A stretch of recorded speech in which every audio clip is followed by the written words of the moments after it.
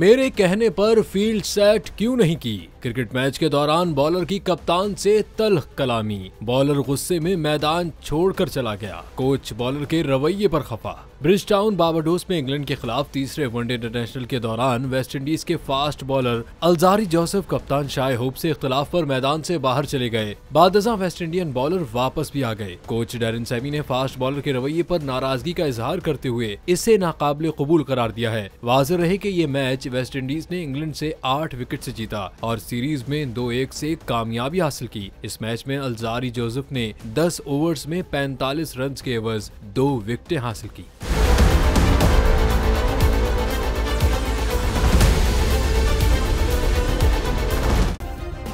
Subscribe करें और bell दबाएं ताकि कोई खबर रह न जाए।